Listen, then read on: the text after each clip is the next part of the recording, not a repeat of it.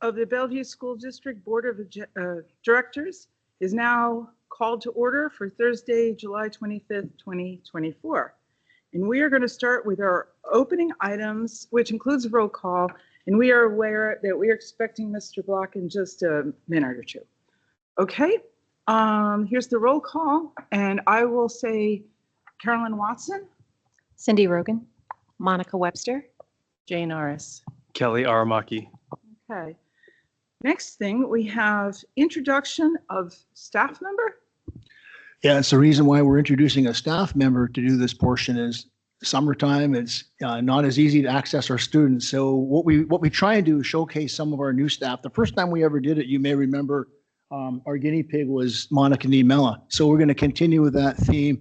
Pleased to introduce to you tonight Emma Shirk. She's the new director of multilingual learner education, language and literacy. She comes to us from OSPI dual language programs. Welcome, Emma. Yeah, hello. We'll do the pledge. We'll ask you to help us lead us in the pledge and land acknowledgement, and then we'll do your update. excellent. Okay. So I pledge allegiance to the flag of the United States of America and to the republic for which it stands, one nation, under God, indivisible, with liberty and justice for all. okay, great. And then we have the land acknowledgement. We acknowledge that we are on the indigenous land of the Coast Salish peoples, who include the Duwamish, Muckleshoot, and Snoqualmie. We thank these caretakers of this land who have lived and continue to live here since time immemorial. We reflect on the historic context that brings us to reside on this land and accept responsibility to interrupt erasure. We commit to an ongoing partnership with the Snoqualmie tribe as we listen to, learn from, and lead with their guidance. Thank you. So now we're ready to hear anything you'd like to tell us. Well, I would just like to say thank you for the opportunity to work with you. This is a wonderful district, and I'm very excited about all of the programs we have going on in multilingual education and for the chance to work with our title and LAP programs as well. I'm most excited that this district is going to be the first to have universal access to immersion programs, bilingual programs, and that every student is going to meet that commitment of multilingualism for all. Thank you. Thank you so much.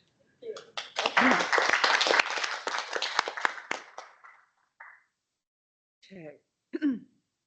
Next, we have our acknowledgements, and we'd like for everyone to know that July 2nd was National Wildland Firefighter Day.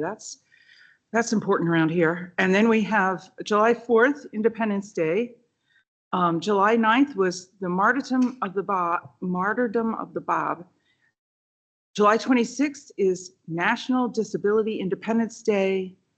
And July 29th is Muharram, the Al-Hijra New Year. That's what we have for July. Okay. Okay, so now we're going to have a look at the agenda. And I need a motion to approve the agenda as it is before us. I move to approve the agenda as written. Anybody second? Second. Okay, all in favor? Aye. Aye. Aye. Aye. So since everyone said aye, I guess there's no opposition. Thank you. All right. Next, we're going to go on to the consent agenda. And I guess I'll move that we approve the consent agenda. Would anybody second that? Second. All right. All in favor? Aye. Aye. Aye. Aye and hello. Let me just note that Director Block is now joining the meeting. It's okay. We let everyone know. You get caught in traffic. All right. Now, next we have the superintendent update. Great, thank you. Happy summer, everybody. Just have a quick update for you all. I'm starting with this picture of, it's the ASL Starbucks in Washington, D.C. And so I'm hoping that people are having a wonderful summer and being able to do things that are relaxing. I started my summer by going to Washington, D.C. for a superintendent's conference and got to visit this. Starbucks that is all the employees speak sign language and are deaf or hard of hearing. And it was just inspiring to be in there because I don't know how to sign. For people like me, I had to write my order down on a little tablet and then show it to the person. But it just was, you just get this unbelievable sense of inclusion and acceptance when you go to this Starbucks. And I bring that up only because I'm going to talk about this when we talk about the annual plan later in this meeting. But it was inspiring, and I'm hoping that we can bring that level of inspiration and inclusion to the Bellevue School District. Next slide. While I was in DC, I just also wanted to mention that I got to spend some extra time at the Holocaust Memorial Museum. I know many people have been there, but with all that's been going on in the world and all that we as a district have been doing to lean in to diverse perspectives, I got to spend a few hours here at the Holocaust Memorial Museum, and it was a life-changing experience for me just to see kind of the horrific things that happened during the Holocaust, how it happened, the things that led up to it, and then the things for us to think about in making sure that it never happens again. And so I just want to honor that the museums in Washington, D.C. are so incredible, and I just appreciated my time there. Next slide. Also this summer, there's a picture of 12 superintendents from around the state of Washington. We all have some affiliation to the University of Washington, and so I worked with the UW to do a calling home of UW-affiliated superintendents from here to Yakima to Vancouver and everywhere in between. And our goal is to build alliances across the state in order to increase funding for schools and school systems. And so this past year, our board and myself, we did a lot of work to advocate for increased funding for our school district. And I just wanted to share with the community that we're continuing that work. You know, Bellevue wants to be a leader in promoting equitable and ample funding for all school districts in the state of Washington. Next slide. Summer school is happening. So, I mean, a lot of things have calmed down over the summer, but we have kids and teachers that are participating in summer school. And I had a chance to go visit Sherwood Forest, and Heather Sanchez, Dr. Sanchez, who's our chief of schools for elementary, had visited today and taken some of these photos as well. But we've been talking a lot about project-based learning and science of reading, math tutoring, and all of that is happening in the elementary summer school. And so if you look at the pictures, there is a picture of a dead owl. We debated whether or not we wanted to include that, but in the spirit of science and project-based learning, we're working with the Bridle Trails Park staff to take kids every week to the Bridle Trails Park to learn about the flora and the fauna, the wildlife, to study the animals. And it's a summer school that you just don't expect. And so the kids are excited. The bottom right picture is a picture of a food truck, what is Los Chilangos, I think, food truck. And so one of the grade levels is working on a project of designing a food truck business. And so Los Chilangos, the owners have kids in the Bellevue School District, went there so that the kids could look inside, see how things are organized, talk about the business plan. But we're all about having fun and making learning joyful. And on top of that, every day the kids get 1 hour of science of reading, structured literacy, and then 1 hour of math tutoring in partnership with Math Agency. It's really awesome. So I just wanted to say that. Okay, next slide. I'll just say later in this meeting, we are going to talk about the 24-25 annual plan. Eva is going to kick it off by talking about some of the data from this past year, and then we're going to talk about what I feel is a very hopeful future for the Bellevue School District. And so hopefully people can listen in, but if not, we will prepare some communication to go out to the community so that they can see what we're working on with the plan of adopting this annual plan at the next board meeting. And the next slide, last one. I don't know if you remember last year, last summer, LifeSpring, we had an issue of kids not being able to pay for lunch.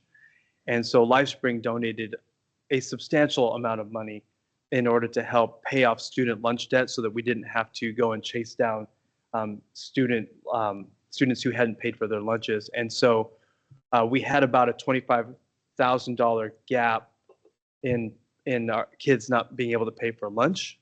And so Jennifer Fisher is here with an announcement for us. And this will be my last part of my superintendent comments. Will you, sorry, click on the mic. Sorry. Hi, thank you for having me this afternoon. I just want to let you all know that Dr. Armaki presented to our board 1 month ago about the student debt and the challenge, and our board unanimously voted to take $25,000 from our reserves and support this effort. It is completely in line with our mission of ensuring that no child in the Bellevue School District experiences hunger. So on behalf of our board and our donors, I'd like to present you with a $25,000 check to erase this debt. Thank you.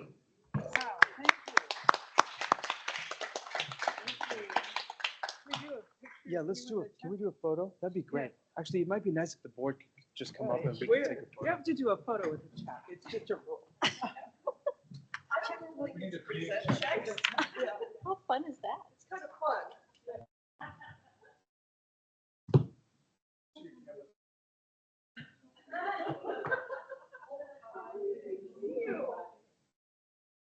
Like, no question.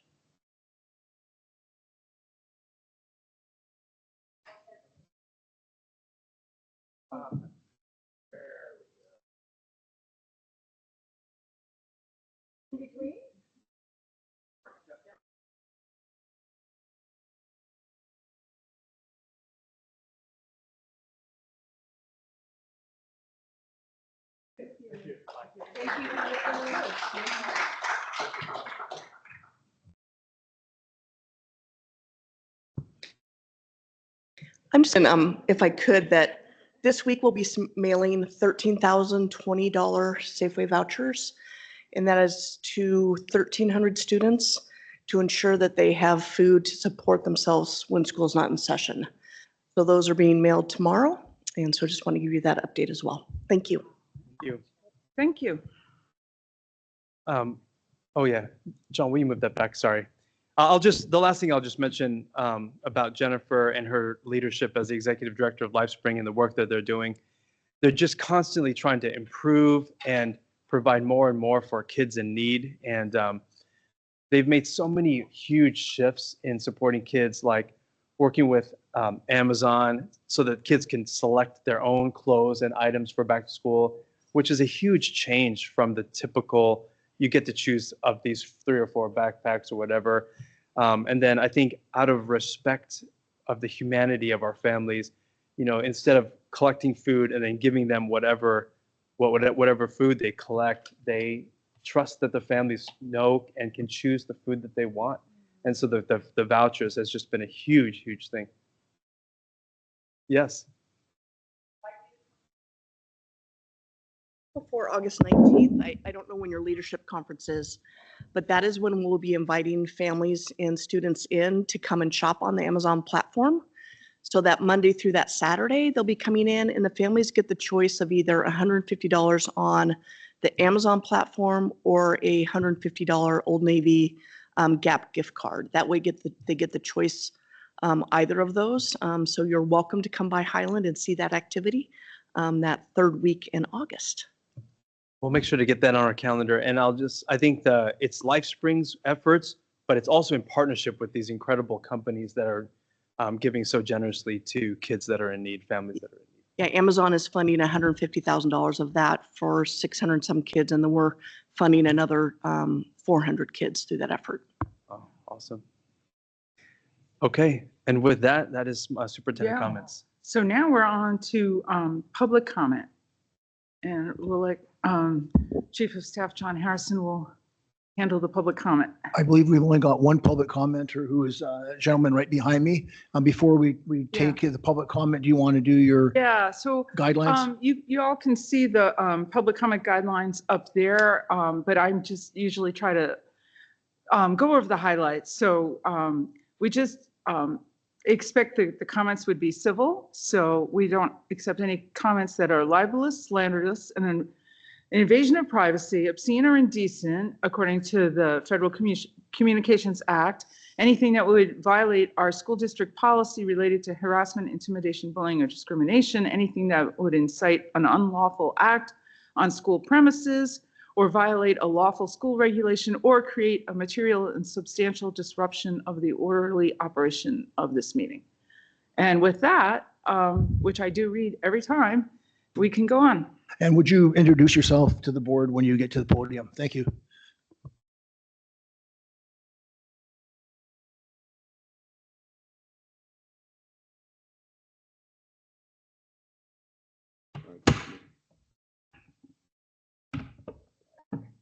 Okay. Appreciate it.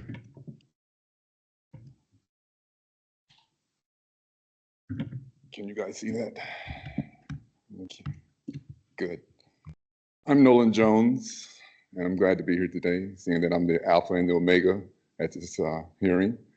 And I'm here for that I wanted to discuss about the literacy problem that we're having, throughout all the districts here in our country, and looking for solutions. Actually, I believe in providing solutions to problems.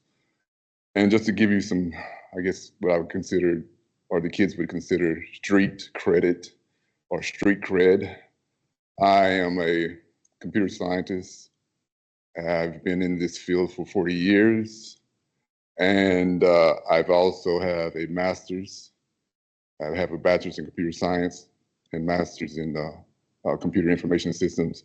And I have a degree from the U.S. Army's computer science program, which is probably more difficult than any of those other degrees that I've mentioned. But in any case, what I've done is that I invented a new type of keyboard. And probably you guys have discovered back during the pandemic that there was a real issue with children being able to type. And it's been such a impediment for them, where that they wind up becoming discouraged, where that they didn't want to engage in the actual class when they had to when they had to type on the device. So what I've done is that I've developed a new type of keyboard. I'm the inventor of it. I have 3 patents. And this is what it looks like.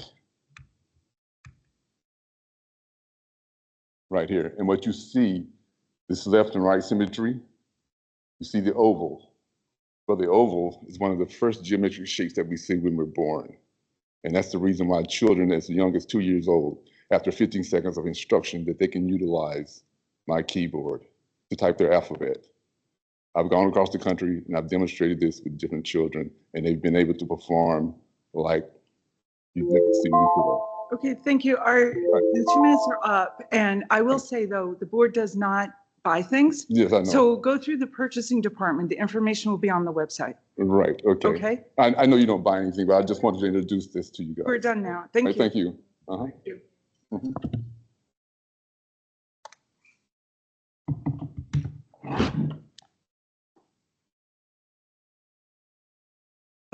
Well, thank you for the public comment. And now we are on to a resolution 2024-09. And I would like a staff member to just talk for a second about this resolution and what it would do.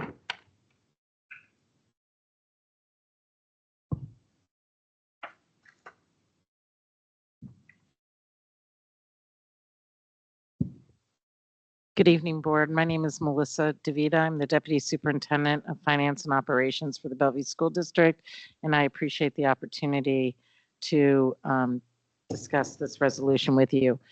This is, over the past couple of years, we've continued to have budget concerns of our general fund.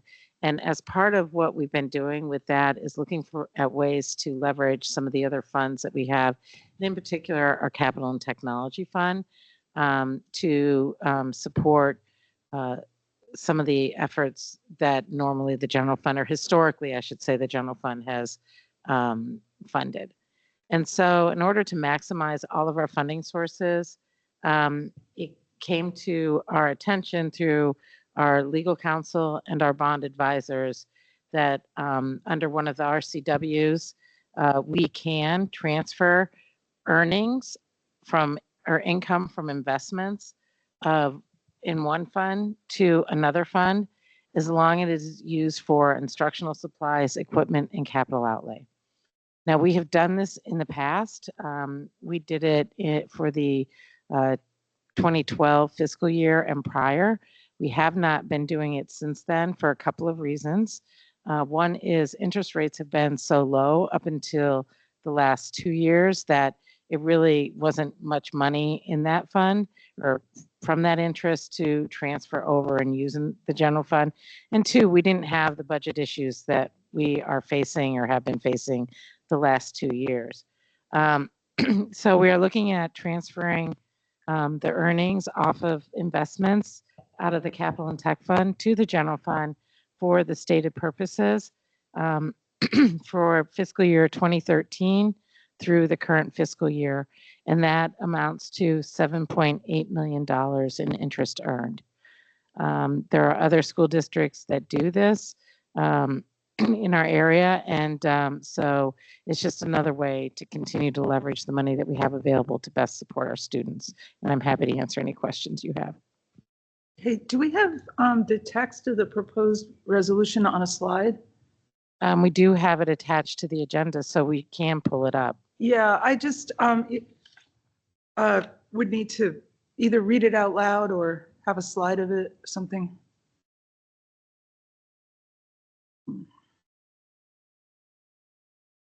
Take me a minute to try to find it.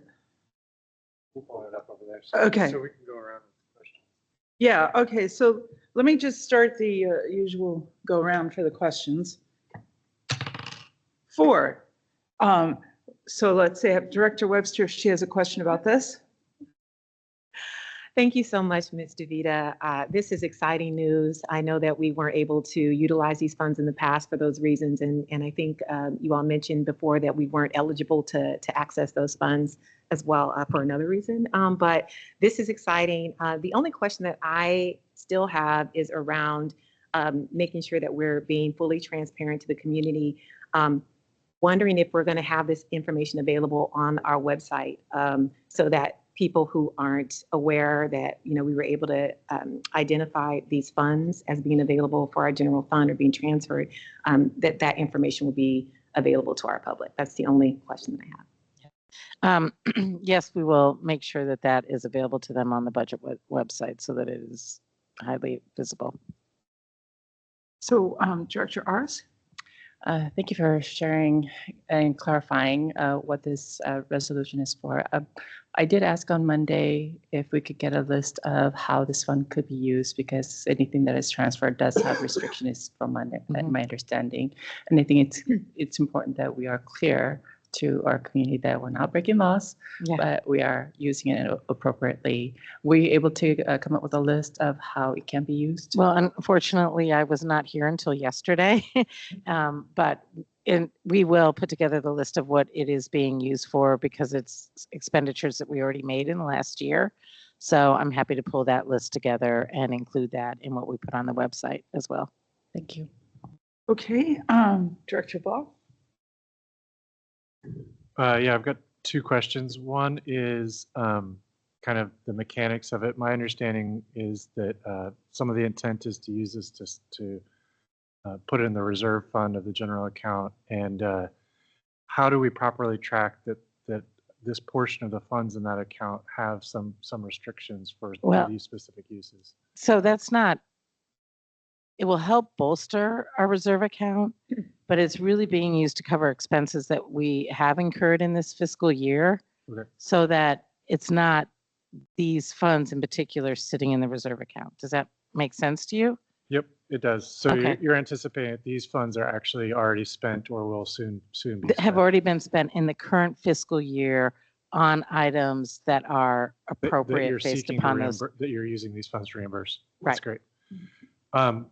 The second question was, my understanding is that this is an account that is now generating more income than it has historically. Basically, when the interest rates went up, it started generating more income. What is the estimated current income that it's generating, and do we anticipate future potential transfers from this account? Yes, we will do future potential transfers, and I don't have that answer. I do have 2 people here with me that are more familiar with that, but if they don't have it, we can always send it to the board. John or Lauren, do you have that with you? If not, it's fine. Yes, so we are currently estimating, since will be moving this $1 million out, it will lower the future interest. However, we're projecting that it will be roughly about $100,000 a month, and we will be submitting a new resolution for next year to get approval to do it next year, which we're estimating will be $100 million or $100,000 each month. So our resolution for next year will be roughly, it will be $1.2 million Wow. for next year. Guys, will you introduce yourselves Oh. too? Yeah. So sorry. Lauren Tellman, the Director of Purchasing and Accounting. And I'm John Esposito. I work for Lauren. Okay, thank you. So my turn, but Director Block kind of anticipated what I was going to say. So sort of like I was thinking, yeah, money is fungible. So you sort of tag it that it paid for those things that we needed, but it does help bring up that fund balance, which, you know, by board policy, we like to see a certain amount there, 5% or something. Okay, let me pass it to Director Rogan. Good news all around. Thank you for that. What a great way to start our July meeting. Well, after your superintendent report, of course. And I apologize. You may have answered this question, or somebody may have answered the question on Monday. I understand that there were some general guidelines for how these funds could be utilized: instructional supplies, equipment, capital outlay. Curriculum adoptions, is that paired with instructional supplies? It falls under the same category? Correct. So the books that we're buying for the new literacy curriculum, for example, can be covered by these funds. It's great news. Thank you. Okay, everybody's had a turn, I think. So would somebody like to move this resolution? I move that we adopt resolution 2024-09. Second. Second? Okay, so all in favor, please say aye. Aye. Aye. Okay, the motion passes and we can do that. And thank you so much for discovering that. Thank you very Yeah. much. I really have to thank my team because they're Yeah. the ones digging into all of this. So that would be John and Lauren. Thank you. Okay. Good job, John. Yeah. So next, we have the annual plan summative report. And again, I'd like to ask for a staff introduction to this topic.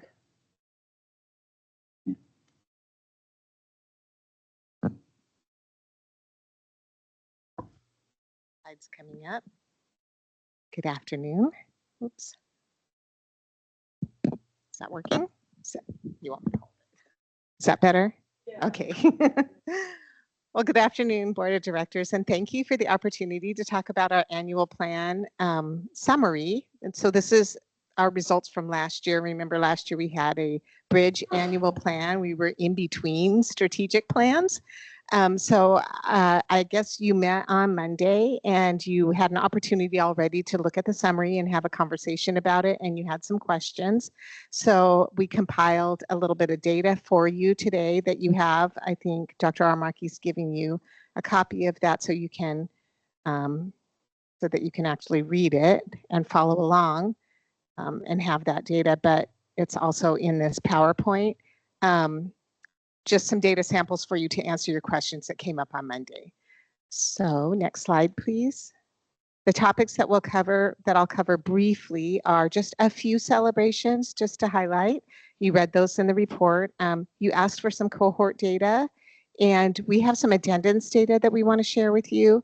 And then you would also ask for some comparison data with other districts. And then what are we doing moving forward? So next slide, please.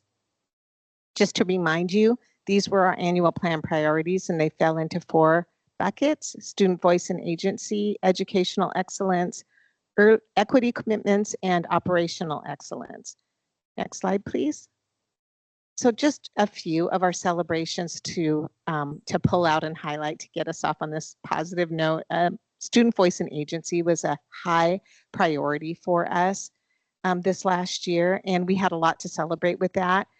particularly with our sustainability committee, where we saw student agency really elevated from their own interest. They were just so interested in it, continue to be interested in it.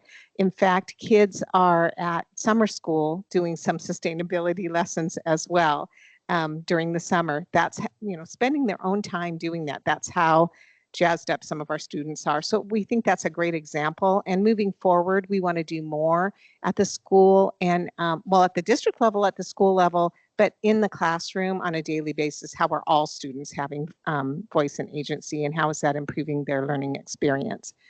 We also had some celebrations in elementary literacy. We had shared with you that our teachers have been trained in the science of reading, and we have been hearing anecdotally and seeing some results from the science of reading and how that has helped our students and our literacy. We're going to show you some literacy data. You wanted to see some cohort data. And then finally, the strategic plan. As you know, that the development of that plan used a process we had not used before, which was this inclusive design process. And the strategic plan was developed using empathy interviews and really street data instead of the satellite data, which you're going to be looking at tonight. And so a year from now, when we're having an annual plan, a summative report, hopefully we'll be sharing with you more street data than we are today, which is mostly satellite data. Next slide, please. You had asked about, you have an interest in the early literacy and how's that going, and wanted to see some of our DIBELS data. So these are just snapshots of DIBELS data. It's a little bit tricky to talk about DIBELS data for many reasons.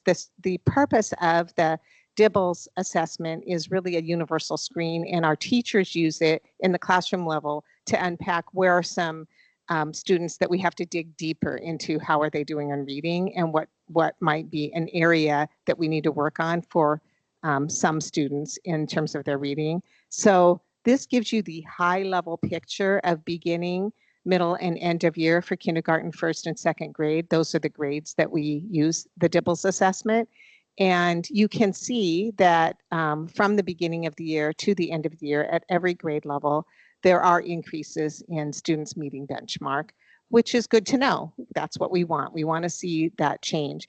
Just of note is that the benchmark does move over the year. So in other words, kids are expected to be at this level at the beginning of the year, but the benchmark then of course moves by the middle of the year because they're expected to be at a higher level. So for example, if a student was at benchmark at the beginning of the year, but really didn't make any progress, they're going to fall below benchmark middle of the year and could even fall further at the end of the year. So that's how that system works. Next slide, please. I just added a couple more DIBELS data slides for you just to see. This one is kindergarten. You had asked about, you remember what this one shows. So this is kindergarten showing you over time. You had asked for over time. I could not pull the pre-pandemic, but I have it on a different slide that you'll see. But you can see over time, how are we doing since the pandemic in terms of what we're seeing from our students in kindergarten. And then if we move to, so I think I put in there the pre-pandemic. Yeah, next slide. So this one would have been really hard to see unless you have the printout, which you do. This one shows the pre-pandemic to now for DIBELS, and really it looks very similar, except of note are students with disabilities that we have seen an increase in end of year, and we're wondering if there's a correlation with some of our science of reading efforts. So that could be helping. Then next slide. This one shows second grade. I pulled kindergarten and second grade just to give comparison. So how are we doing in early literacy on this one measure? And then the next slide shows the same pre-pandemic to now for second graders. And it's the same result, although we see a pretty significant increase for our MLL students as well, and IEP. If you move to the next slide, this is where you'd asked about some cohort data. And I'm just going to show you 3 slides on ELA results in cohort. So this would be students who took the Smarter Balance Assessment, ELA, in 3rd grade, 4th grade, and 5th grade. So it's the exact same group of students over time. And this does show a positive picture of increased proficiency in literacy over time for cohorts, but it also shows the continued gap.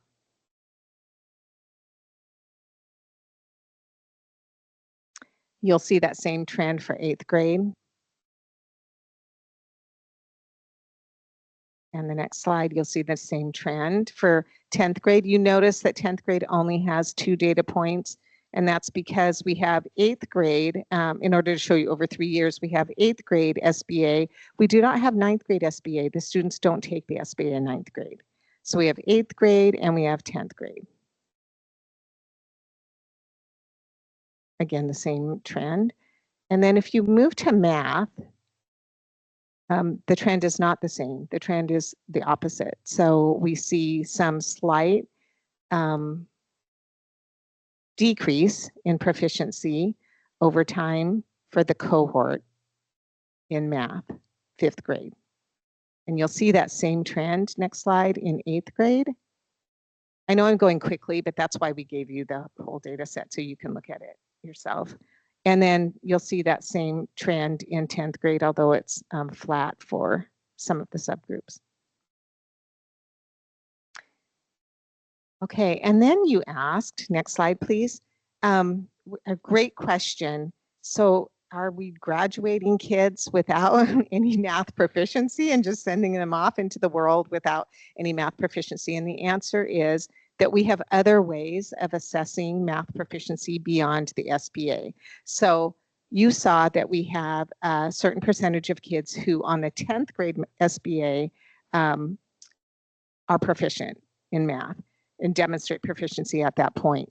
But by the time they get to 12th grade, some of our students have retaken the SBA and demonstrated proficiency. And if they have not, or if they're students who moved in and never took the SBA, or they chose not to take the SBA, they opted out, there are other ways for them to demonstrate, and the state calls these graduation pathways. So one way is they show proficiency on a different math assessment, which could be the Smarter Balanced. It could be through an AP assessment or an IB assessment with a score of 3 or higher, or C+ in that course or higher. And as you know, those are college level courses. Or on the SAT or the ACT, there are certain scores that they can get in the math section to demonstrate the same level of proficiency as they would have on the Smarter Balance. They also could show it through dual credit math courses. And dual credit math courses are like our college and the high school, or a Running Start, or a CTE dual credit courses. These are college level courses. So in the math courses in college and the high school, for example, or Running Start, again, students can demonstrate that they have met math proficiency. And then finally, in the Armed Services Vocational Aptitude Battery, fewer of our students use that to show proficiency, but that is also available, and we do have some students who do that. If you go to the next slide, you'll see, well, how many students are we talking about? So of our graduates, 3% utilized the, first of all, many of them would have met the math proficiency on AP or IB, but how many of them did not meet math proficiency on the SBA, but did on the AP or IB math exams? 3% could utilize that. And actually the amount is higher, but that's, if this is all going to add up to the 26% of students who did not meet proficiency on the SBA, how would that be distributed across these other options? 4% on the SAT and ACT utilize that as their pathway. For dual credit courses, 12%. For CTE dual credit courses, 3%. And for the ASVA that we talked about, 1%. Then there were 2% who did not show proficiency on any of those, or did not utilize any of those pathways. And those students could have had a waiver that was allowed through the state this last year for math. They also could have met through some other way that they they came through our system, let's say late, and they came from another country or state, but somehow met the proficiency. Okay, next slide.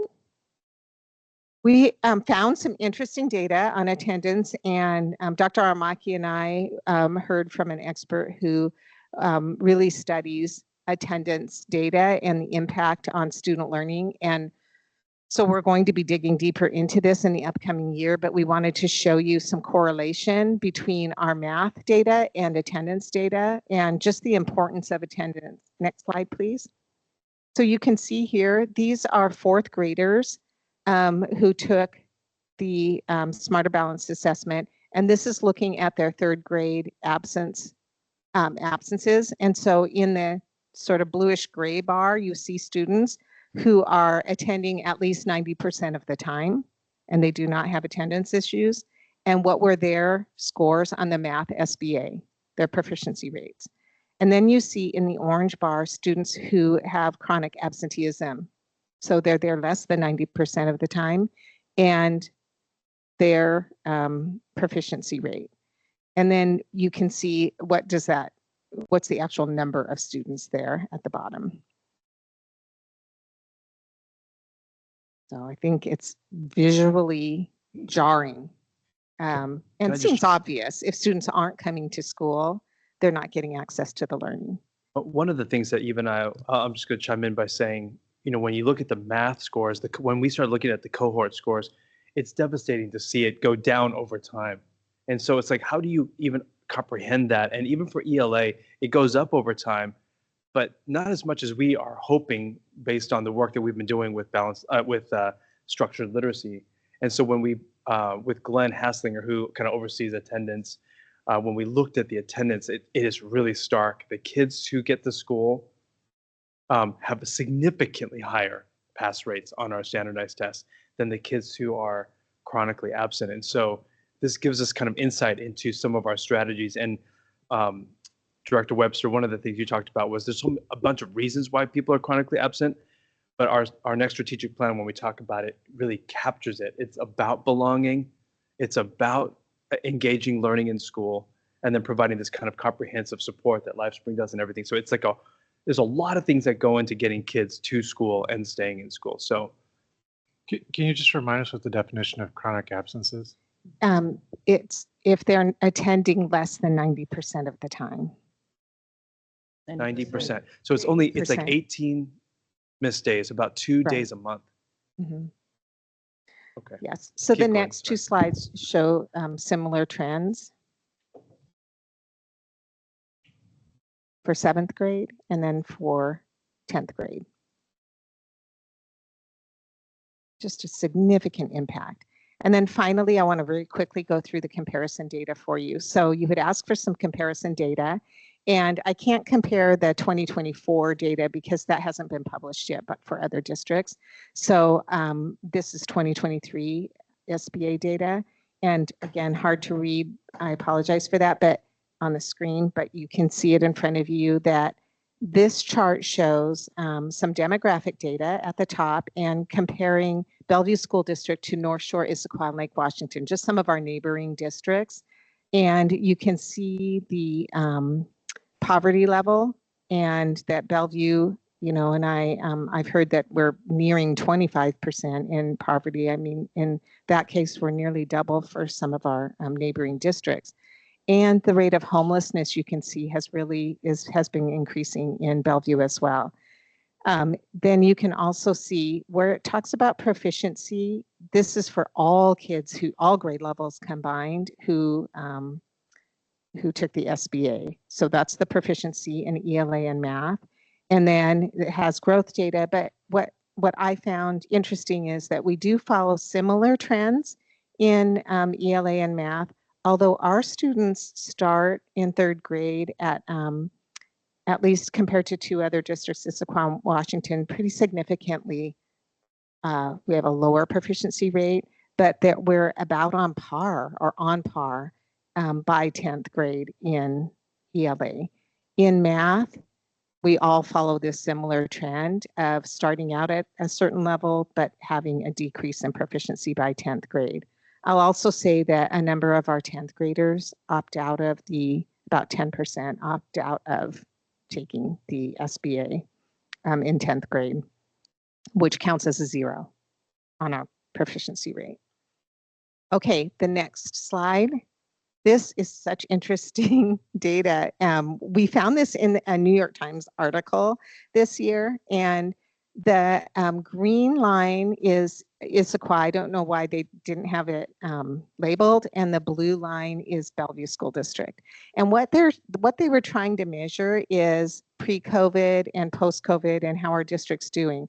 This one shows compared to the U.S. average. So the line toward the bottom going all the way across is U.S. average. And what they're measuring is how are school districts doing? Are you about 1 year ahead of the U.S. average, 2 years ahead, 3 years ahead? And you can see that all 4 of these districts were somewhere between the 2 and 3 years ahead of the U.S. average in 2019. And now where are we in terms of average? And we are all on the uptick, but you can see like we still have for Bellevue as the blue line, we have a ways to go, a little ways to go to be pre-pandemic if you went all the way back to 2016. It's just interesting data. And if you look at the next slide, it's even more interesting because it's comparative across the state. So where is Bellevue across the state? We're that orange dot.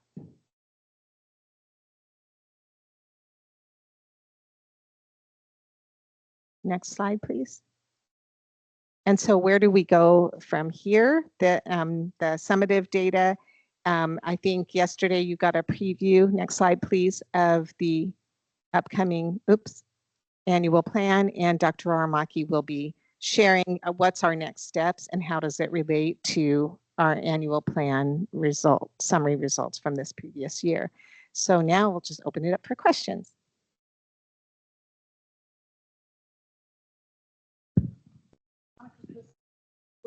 So it's Director Aris's first, gets to go first. Thank you very much for providing quite a bit of data that we asked for. We asked for it, so we got it. I'm still now trying to digest it all. It's fascinating to see and think about some of the things that we have implemented, whether it's working or not working. The dibbles, thank you. That was me asking. I think it's interesting to see the MLL and our special ed subgroups doing better. I think that's fantastic. I'm curious to see how this will continue to trend over the years. So I would love to continue to see this in the future as well. I'm scratching my head on some of this other data, especially the attendance one. I'm curious to know, when was our best year in the last decade of attendance? And does that correlate in also performance as well? I'm just curious. I know, as a former educator, I know how attendance impact and creates gaps. I'm wondering with our high-tech industry and everything that is available, how can we problem solve this? So I think I'll stop there. Thank you very much.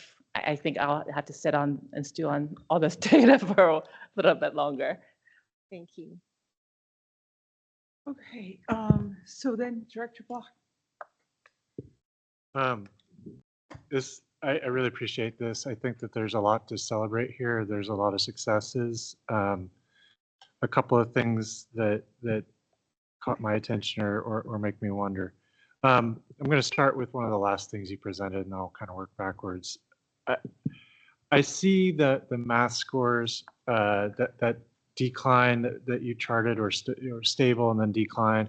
That looks like that's repeated in all the school districts. And I wonder if that's a problem writ large with the way we approach math.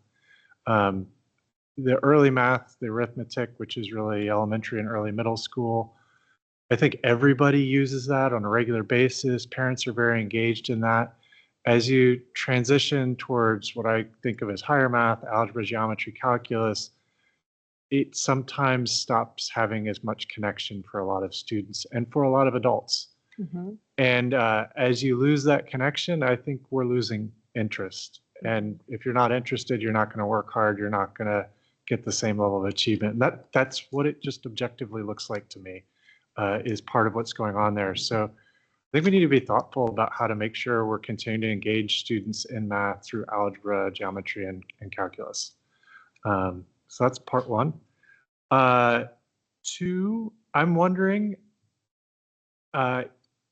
so part of the reason why I was curious about the cohort data was I was wondering if we still see a persistent impact from the pandemic on students. And I'm thinking of achievement, attendance, and mental health as the three domains where I'm curious about that.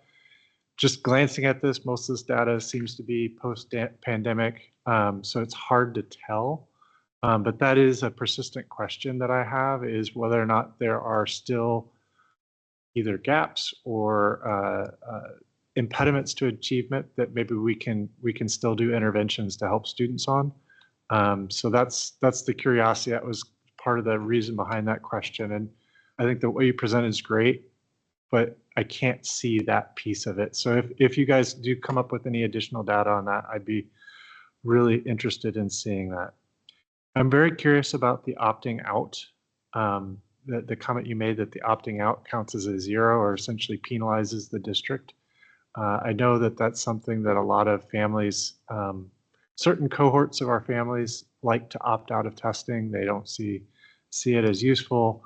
But if that's having negative impacts on the district, we need to do a better job of communicating that and maybe having a secondary round of engagement to get those parents to participate and their students to participate.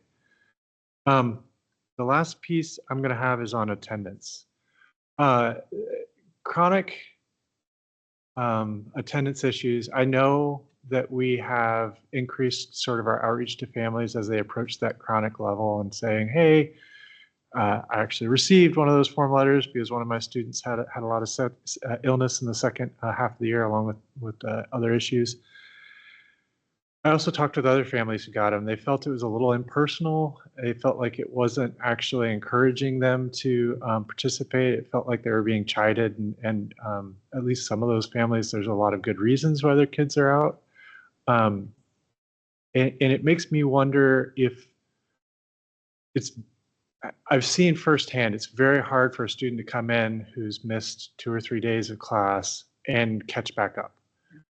It creates a steep drop off in grades on those tests. And it does make me wonder if there's a better way to loop those students back in when they're able to return to class. Absences happen for a lot of reasons, but those who are actively trying to participate, I think they do struggle to loop back in and to do the catch-up work to get back online. And it does make me wonder if there are better opportunities to support those students as they are able to re-enter the classroom, especially as we're discouraging students who have what might have been sniffles that we previously might have been like, oh, you should still go to school. Now we're like, no, let's try to keep everybody as healthy as possible, which I overall think is a good thing. But if that's the strategy, we need to make sure that we're doing as much as we can to give them the assignments and give them the opportunity to catch up as they come back. Thank you. Okay, it's my turn. Oh, wow. So let's see, a number of different thoughts. One, I want to say I really like the cohort data. That's really helpful. I can see that the kids are learning, making progress in the English language arts, and that things are not going as well in the math, but it's great to be able to see the same class across time. I really like that. I'm wondering if the illustrative math has been around long enough to see the impact of that in the data, and if not, do we have hope? Like, are there tactics that we think we're bringing that are going to help with this? And on that same vein, what is it that allows Lake Washington to do better? Are they doing something, on that New York Times graph that we're not doing, if ever what it is, or is it just they start with a different demographic. So I'd like to know that. And then I do want to say advocacy works, and you're going to be surprised.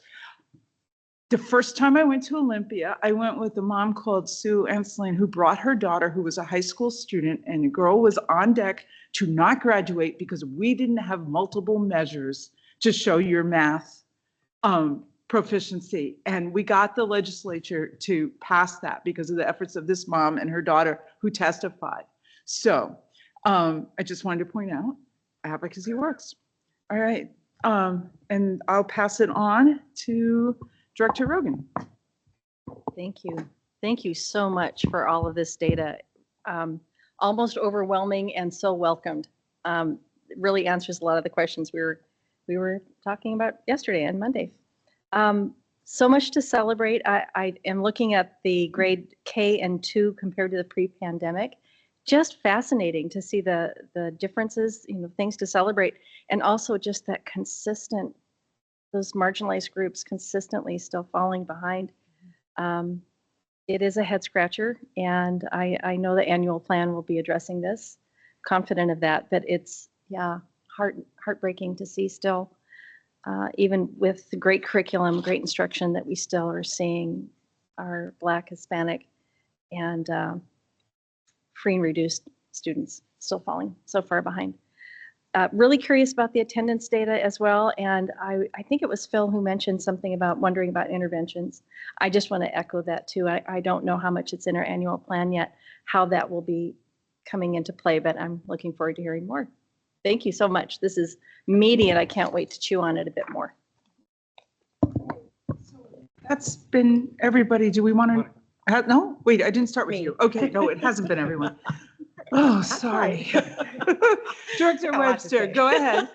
I was going to say, do we want to do a second go round? All right, I guess let's just finish the first one. Yeah, thank you so much, Eva, for this information and for adding the additional data. It's really helpful to have this here. I know that I shared a lot on Monday, and I just want to recognize that, yes, we're doing great in some areas, but there are persistent gaps with some of our other marginalized groups. And I do consider this crisis a crisis. We're Bellevue, and we say that we're going to serve each and every child, and we want to support each and every, and we really need to be intentional about how we're doing that. And I know that the annual plan is going to address some of this, but I would be remiss if I did not, speak up and just say, like, there are a significant number of our marginalized kids who are historically marginalized, who are not passing. And so I am just looking forward to continuing to have conversations with our district leadership around ways that we can better support the students so that they are also passing. And then a couple of questions. So on the math proficiency, SBA and beyond, where you talk about other ways that kids meet proficiency, I'm just wondering what the breakdown of the percentages are in terms of the cohorts. And so wondering if you have that data. The other question that I had, one second, is I saw that some of our educators are engaged in some PD or some additional training to kind of enhance the opportunities for our teens and with regard to literacy. And I'm wondering if they are just personal opportunities that they've identified for themselves, or if they're district required courses. Just kind of example. Yeah, so like, do they get to choose, or do we have particular staff who are just saying, I want to go to this particular PD to learn more about how I can engage teens in literacy, or are they required PD? Because I think we have a set of PD that's required, that the district requires our educators to take. And so I'm just wondering if there are personal opportunities or if there are requirements. And yeah, those are the couple of questions that I have. Thank you. You a chance to react to some of that?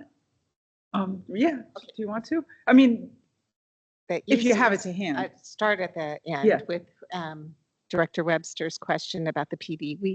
We do have some required, so our August PD, our October PD, and our March PD are all required. When we adopt new curriculum, we have some required where we pay our teachers to be trained in the new curriculum. And beyond that, it's generally, and our building-based PD. So, which is developed by the building leadership team, that professional development. So it's not really district controlled, but it's building-based controlled, but it's based on their school improvement plan. Beyond that, all other professional development, there are teachers have a number of hours where they can be paid to participate in professional development of their choice, and that's completely optional. And we offer district-directed professional development that's also optional, but teachers can opt in and be paid to attend that as well. So it's a mix. There's some that's required and some that's optional. And I think you were asking specifically about the secondary literacy, which was optional.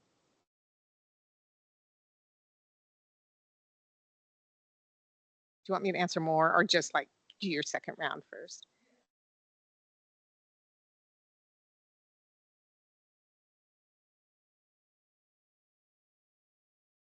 I'm just going to say thank you for all the data, and I'm going to ask some more. Okay. Ask for more data.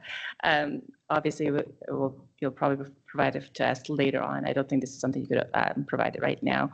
I'm looking at the comparison data, which is with our neighboring school districts, and I know that we are close to a quarter of our student body falls into poverty, but I also understand that we had a very large growth in that space in the last couple of years. And I also understand that our student body who starts with us and ends with us from K to 12, that number fluctuates. So I'm curious to know, because I'm looking at the ELA and the math below, as well as in comparison, what is the percentage of our students who fall into the chronic absenteeism who are new to our district later than elementary? And how are they impacting the middle school, high school performance? I'm trying to understand, because there's certain values and sense of belonging that we establish at the young age, and if they're coming later on and they don't have that sense, I'm wondering if there's something we need to do to make sure that we are grabbing them and making sure we're pulling them in better, and if there's an opportunity there.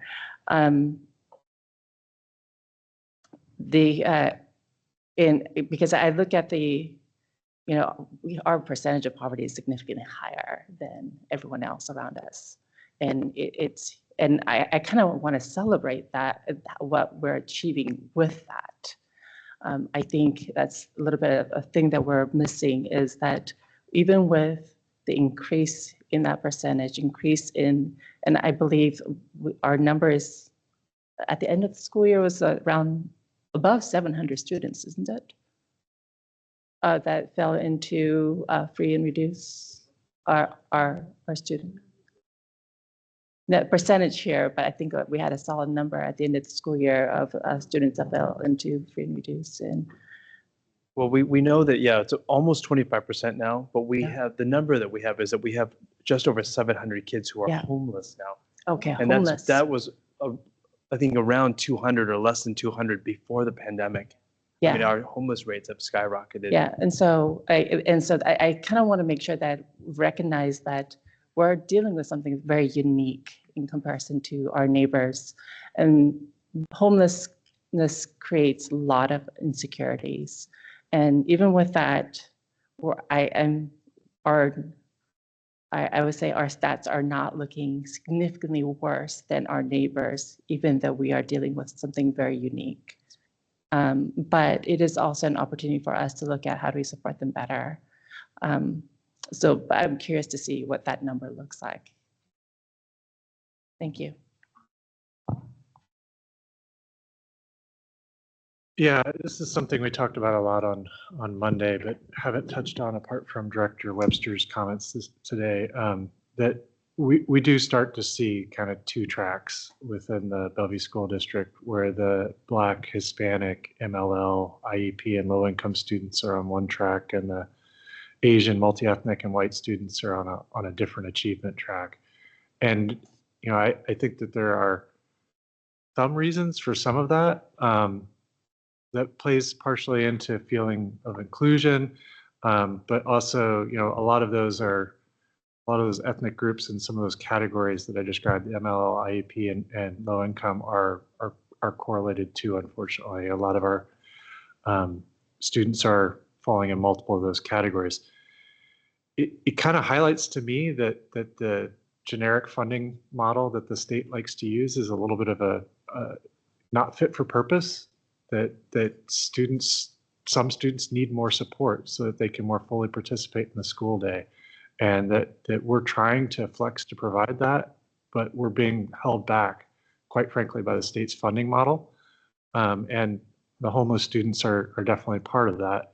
But it also just highlights that these students need more support, and figuring out how to provide that is going to be an essential challenge, I think, of the annual plan going forward. Thanks. Well, I think we've asked a lot of questions, so I don't really want to add to that, but I do want to say that I think the number one thing that the community members are going to want to know is what are the interventions that we're going to be able to use to elevate the scores of the kids who aren't achieving. And I expect that you're going to go over that when you get to the next section on next year's annual plan, but I hope we can make a difference. So let me pass it to Director Rogan. Another question, but it's not a request for more data, thank goodness, right?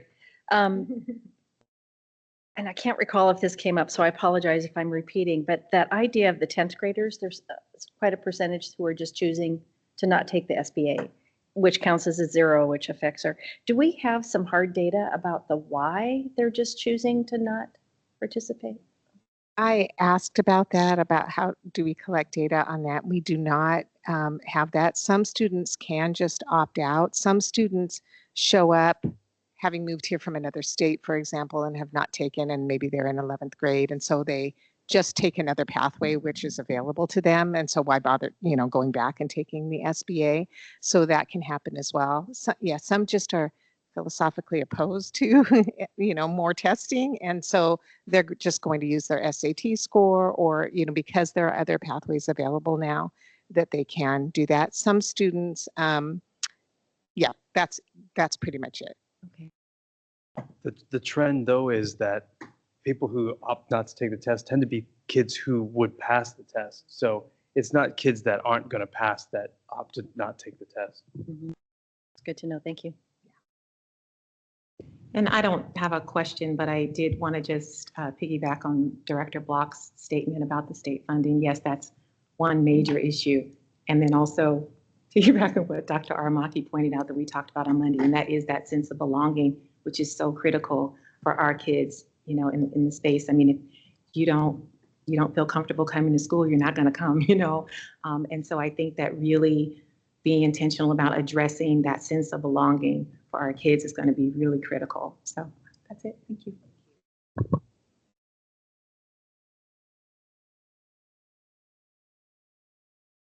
I'll close out the staff part, and then we'll shift into kind of then looking to the future. So just I'll make a few comments. One is we will do a deeper dive into attendance. And so because this just gives you a taste, but it is fascinating to see. But there's a lot more that we can talk about, including looking at what are the differences between levels, kids who come later, because I think that will give some insight into, is it a sense of belonging thing for kids who are newer and things like that. So we can do that. And then there's the other part of attendance, which is the whole human-centered systems part of attendance. So kind of like what you're talking about, Director Block, we want to look at kind of what is the process from having attendance issues to the letters that go home. How do people intervene? What are the processes at school?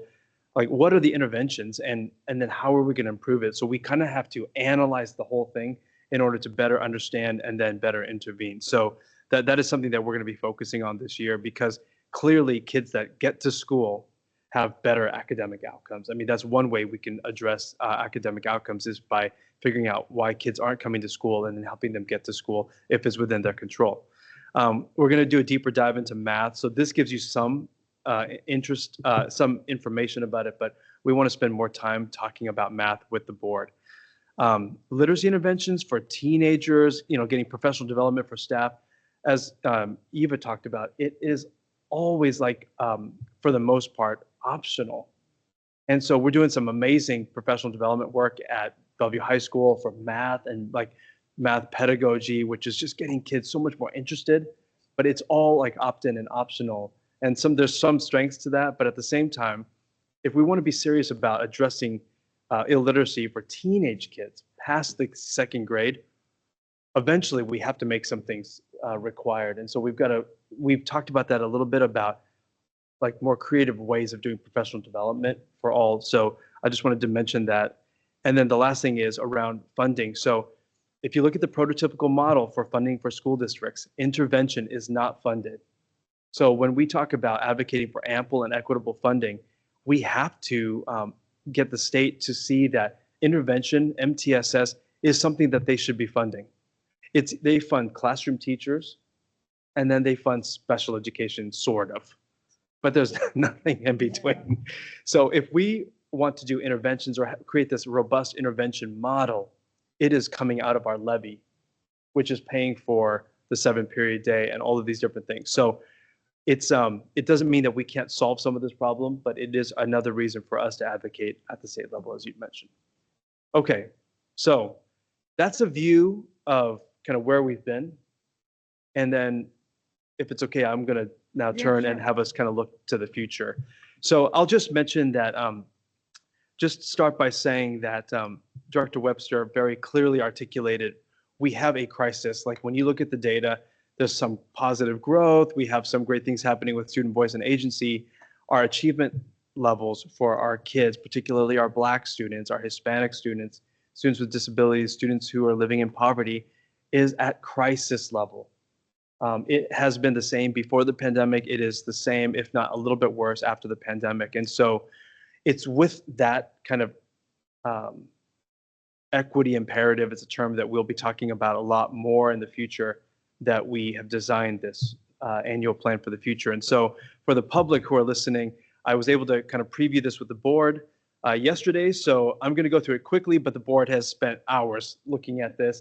And then for the board, based on your input, I have made a couple of adjustments. So yesterday I talked about 18 initiatives. Today you're going to see 20. It's not less, but I am going to talk about, there were some really good things that I wanted to make sure that are reflected in this annual plan. So, and if you're listening and you're a teacher or a staff member, don't freak out, because the board had clearly said yesterday, all these things are important. We also want to keep eyes on workload and make sure that we're not overloading people. Okay, next slide. Okay, so just a reminder, last year we went through this really incredible process to develop a strategic plan. We had a guiding coalition made up of stakeholders overrepresenting the diversity of our community. I included 2 of our board directors, but we came up with these 3 commitments. We belong, we learn, we lead. And those 3 commitments basically capture the importance of belonging, everybody feeling like they belong. The second one, that we believe that students should be engaged in exciting, joyful, rigorous learning in the classroom. And leading is around what is education about? Education is about preparing kids not just to be successful in class, but to be able to go out and lead for improved conditions for people and for the planet. And that in order to build a stronger system, we need to leverage the leadership of students, staff, families, everybody who's part of this community. Okay, that's the strategic plan. Next slide. The initiatives that are, the 20 initiatives come from these 4 places. And then I have one last thing to say about workload again. The first one is some initiatives were identified in the strategic planning process. So that's where some of them come from.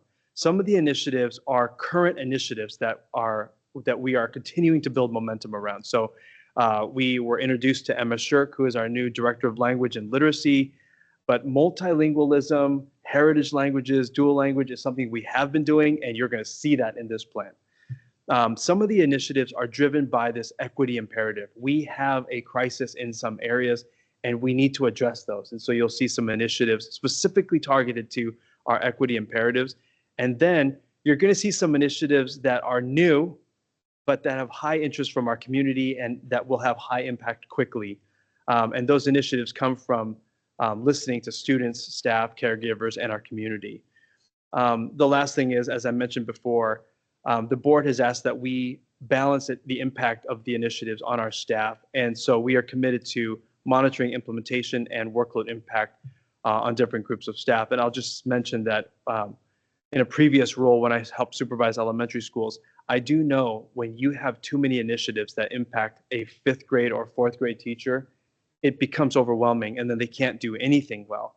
And so we have our eyes to make sure that we are not overloading any specific staff or classroom teacher. We're going to share the impact across the entire system. Okay, with that, next slide. So under We Belong, we have 8 key initiatives. I'm going to go over them quickly. We'll be communicating this with the community in a much deeper way.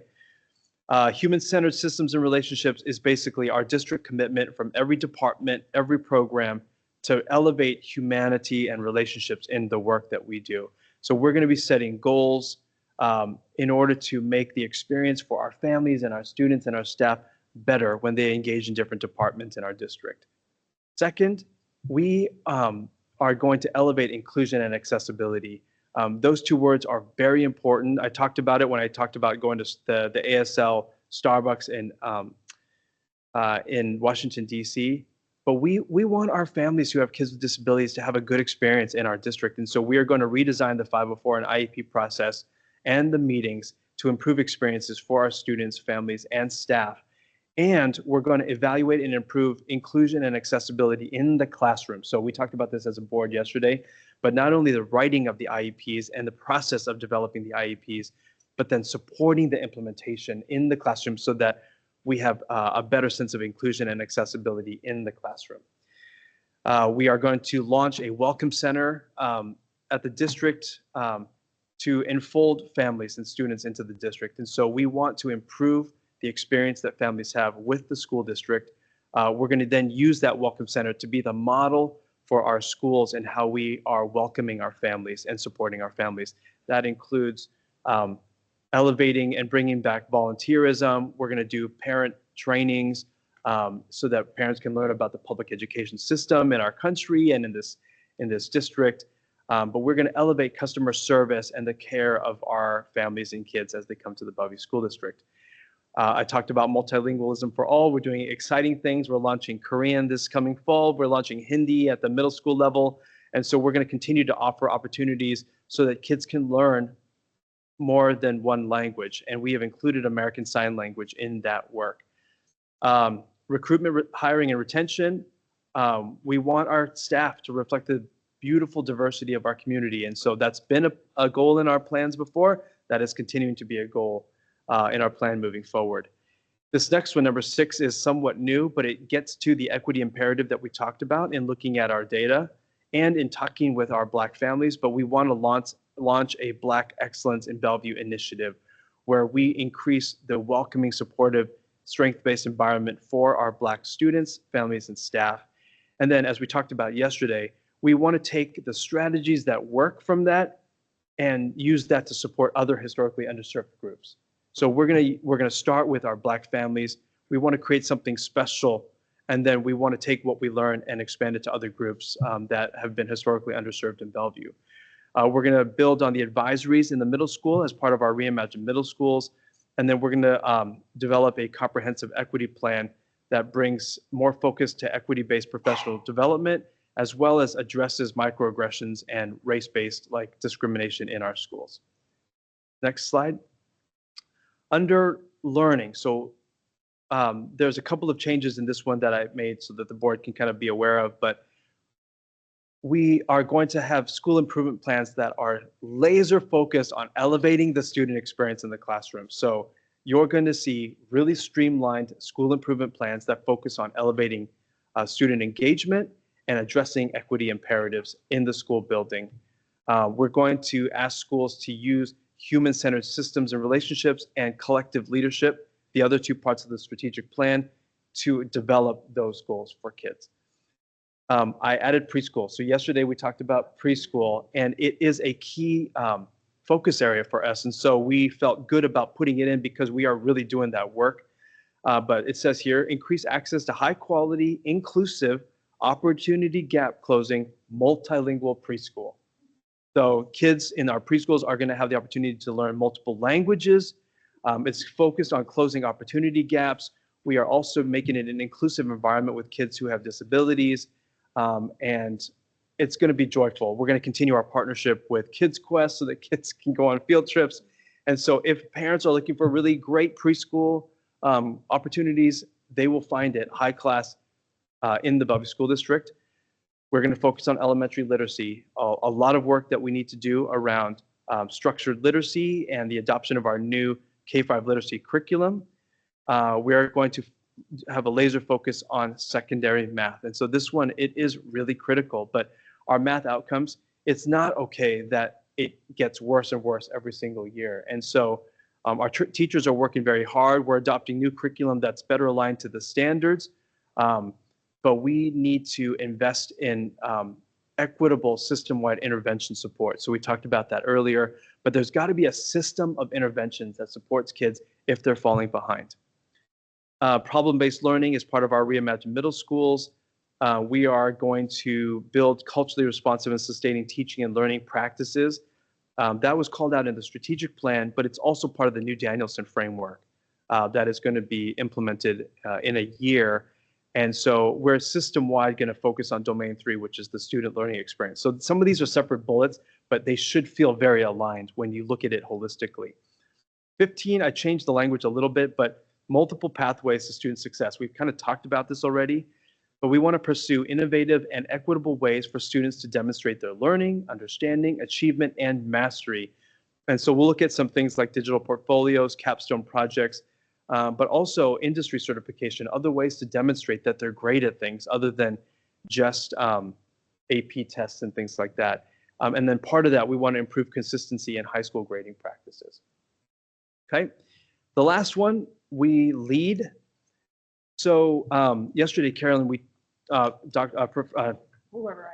Professor, President Watson talked about, you know, we talk about math and literacy a lot, but we don't often include other aspects of the education that kids get. And so I thought about it all night long, and I think 16 is kind of the launch for, it's almost encapsulates the entire strategic plan, but this initiative is called For Our Future World.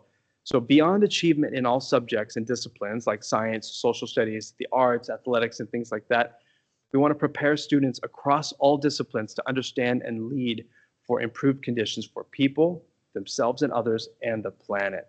And so it is like we want all academic areas, everything that kids are studying, to lead towards something that is going to make the world better for themselves and for the people that they care about, and for our planet as well. So that is For Our Future World. And in our mission or vision, it says for their future world, but the word our matters for the kids, because when we say their, it's never about them when they're talking about it, you know. And so we want them to own that kind of idea for our future world so that they can own that phrase. 17, equity-driven decision-making. That is something that is so innovative that Bellevue is doing, that the board has kind of been pushing for, but we are going to expand the implementation of equity-driven decision-making, which elevates the voices on the margins in the decision-making process in Bellevue. We want to continue our great work, as Eva talked about, with Student Voice and Agency. We want to elevate the voice of our diverse community.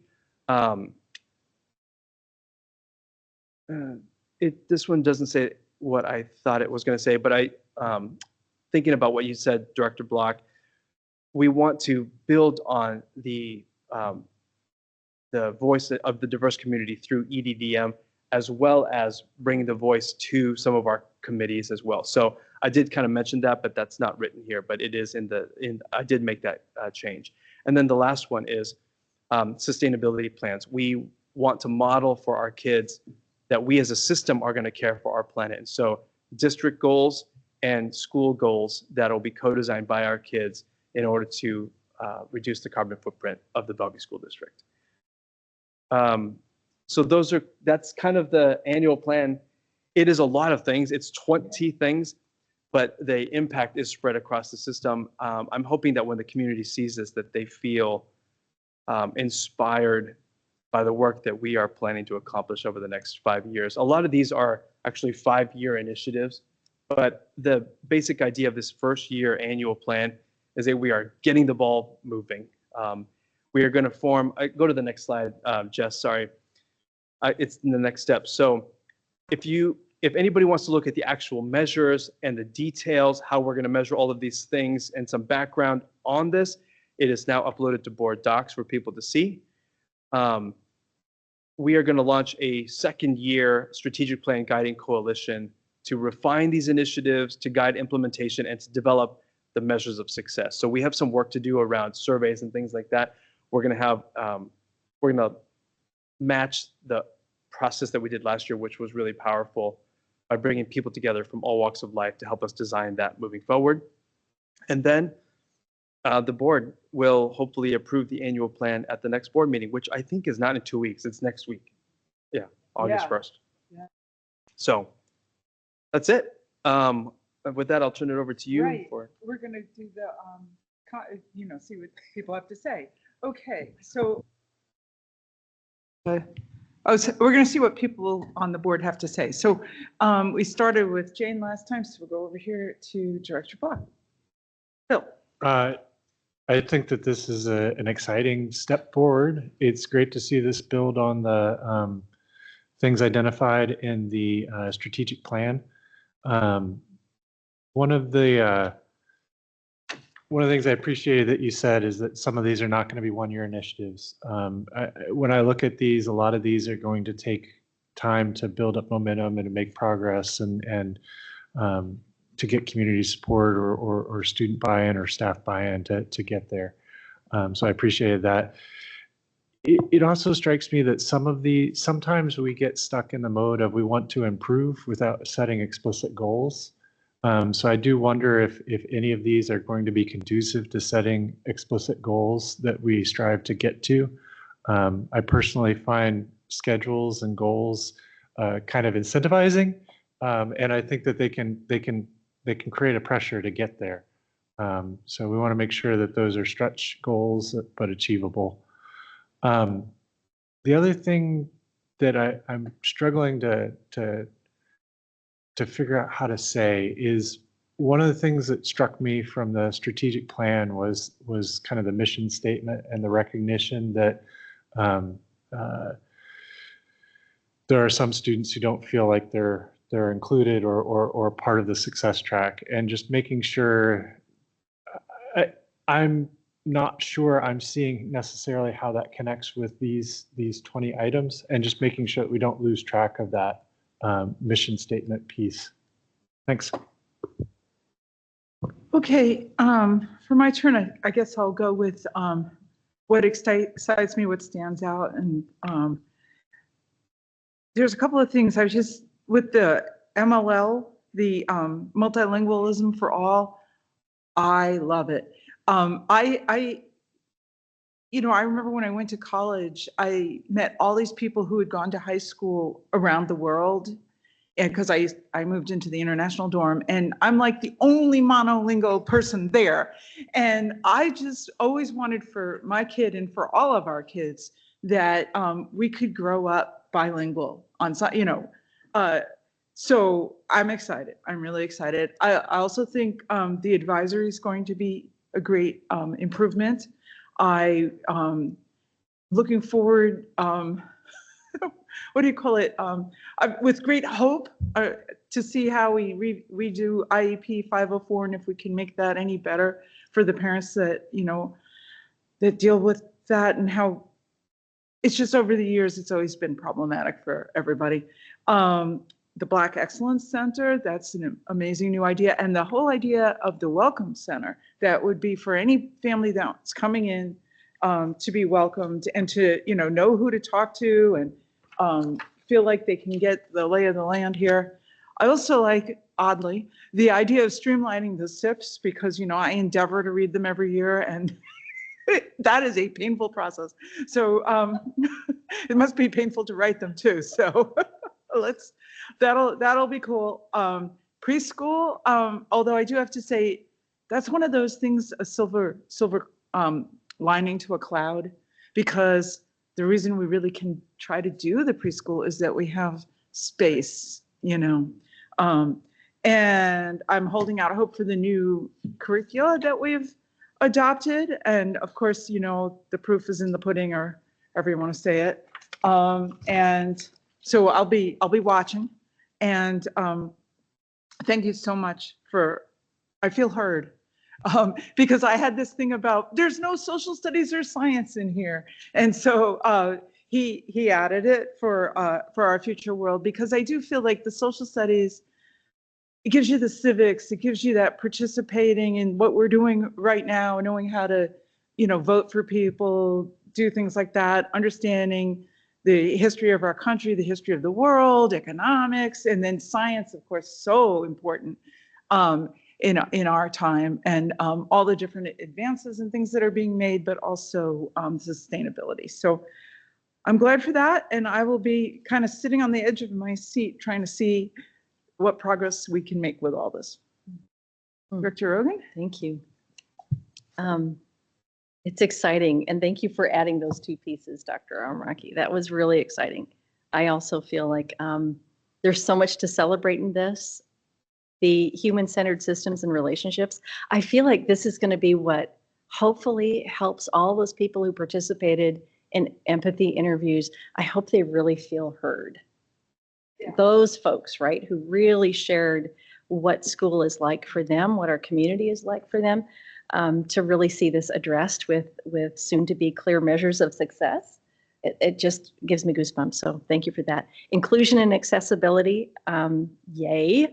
It's beyond just refining and improving our meetings, but also addressing implementation. That's exciting. Black excellence in Bellevue, that's a huge initiative. And I know you've got 5 key leaders who are going to have their hearts and minds wrapped around this. Not a center, but an initiative. Okay, just wanted to be extra clear about that. And preschool, yay.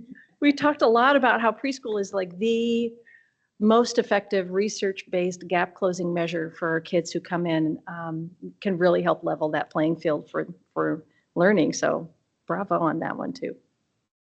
Overall, I'm thrilled. I think I share a little bit of trepidation with feeling like this is, rainbows and unicorns. And at the same time, I'm an eternal optimist.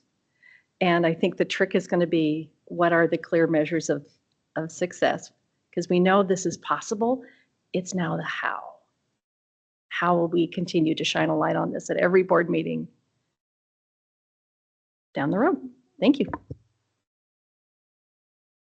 Yeah, so I'll keep my comments minimal because I think we had lots of robust conversation yesterday. But I think that this plan aligns very well with our strategic plan and just the process. And I really like the inclusion of our student voice that I see in this plan that I haven't seen historically. So this is amazing. I'm really excited about a number of the items that you have identified here, and that's the Welcome Center. I think they go well hand in hand with the Black Excellence Initiative, and just making sure that all of our students and families feel welcome when they come into our district. And then some of the things that I've looked up with regard to research and evidence-based practices that are proven to kind of help with that sense of belonging and help with some of our gap we're already doing here in Bellevue. That's the high dose tutoring. We have our preschool program, which we're looking to enhance. We're already promoting positive, school climate. Some of these things don't cost any additional money. It's just about enhancing them. And then there are some other things like promoting the Running Start program. I talked with a professor who works with our students at Bellevue College, and she said one of the things that she thinks would be really, really helpful is if we are promoting Running Start and really explaining to kids how they can benefit from having a 2-year degree and graduate from high school at the same time. And so that's an opportunity for us that won't cost us anything just to talk about that, you know. So there are some evidence-based practices out there that are known to help close that gap. So I'm just really excited. Thank you. I'm sure Yeah. you saw my giant smile as you read at the preschool one. Okay, so there's a lot that I'd like to celebrate and say thank you to. And so I'll just kind of go down. I was jotting little notes as you were reading through. I'm excited and thankful for the human-centered system. I think that it's not academic, but it's focusing on the humans. It's the community, and I think it was loud and clear from everyone who participated in the strategic planning process how important that is. So that being number one, I think it kind of sets that tone really well. Inclusion and accessibility. Oh my gosh, I'm just thrilled about that.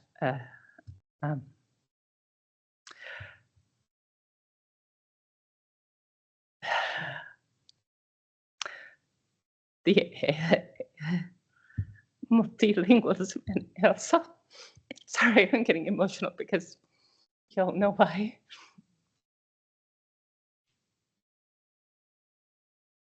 Thank you.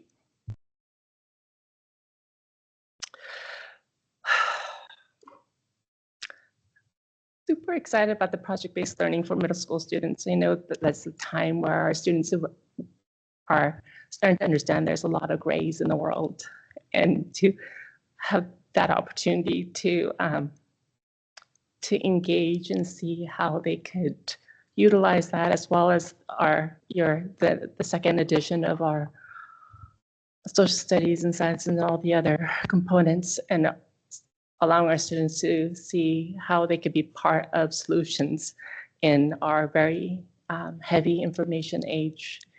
I think all of these are tying up really well. I love the word "our" in the future world. Super excited about all of this preschool. I appreciate you putting this in here. I'm nicely surprised because a lot of research, obviously.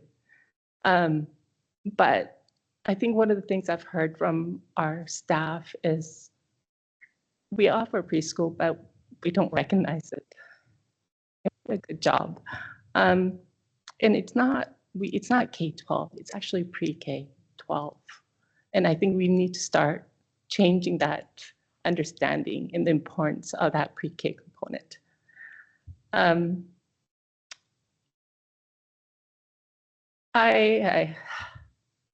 There's a lot more. 20 is a lot, but I appreciate that you expanded to 20. I'm looking forward to all of it. I appreciate you recognizing that this is more than 1 year initiative. The Black Excellence. I don't go there because we have multiple people hitting it, but thank you. I like your intentionality of focusing on one, finding good solutions, and seeing how we can relate that to other communities. Yeah,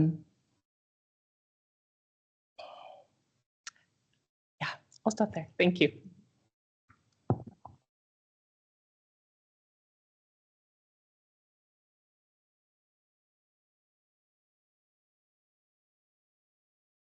Thank you for the feedback. We're excited too. I mean, even the staff we were talking today, it's exciting to write it. I mean, we've been here for a long time, so we also think a lot about our staff and making sure that we don't overtax them, and so we will take good care of our people. And at the same time, we feel like this has an opportunity of making a huge difference for our community. So, and I do want to say, I mean, engaging with the board in kind of talking about it, getting feedback, and then making adjustments. I do hope you see your fingerprints all over this. I mean, because being a board director, your oversight and things like that, but you the things you love and the things that you care about and the things that you see from your different vantage points, it does make a difference. And so some of these things that give people goosebumps when they see it is because of their things that you all care about. And so thank you. I mean, I feel excited about the DNA of the strategic plan is so community based.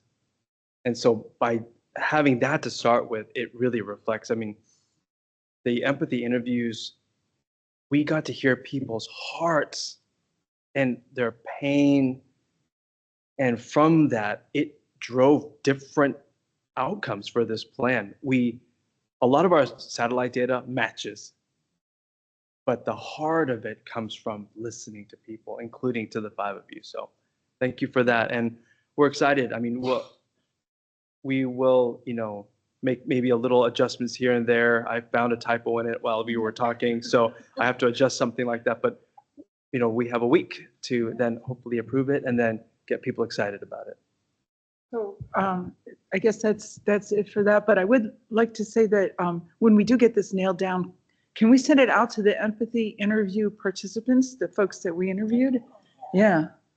And see, okay, super. So let's go on to a little bit of board business around policies. Is that okay with everyone? Done here? Okay. So we have a second reading and approval of revisions to policy 0130, and I'll pass the baton over there to Chief of Staff John Harrison. Thank you, President Watson. We are at an exciting juncture here. You heard Dr. Aramaki reference the equity-driven decision-making process a couple of times in the last agenda item. And for the record, just want to make sure that folks listening understand that there were kind of two reasons that drove revisions to policy 0130, which is our equity and accountability policy, as well as revisions to 0130P, the equity and accountability procedure.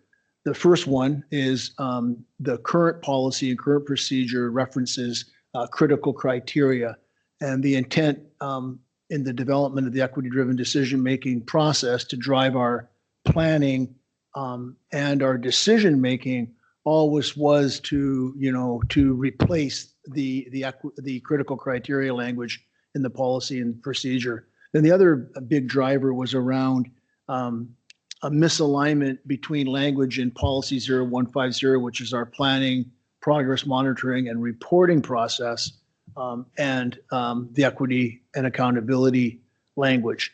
So the revisions that this is now the sixth time that you've seen them. And the reason I mention that is not for why some people may be thinking I mentioned it. It's just to show, and I'm really proud of the process that we've evolved to.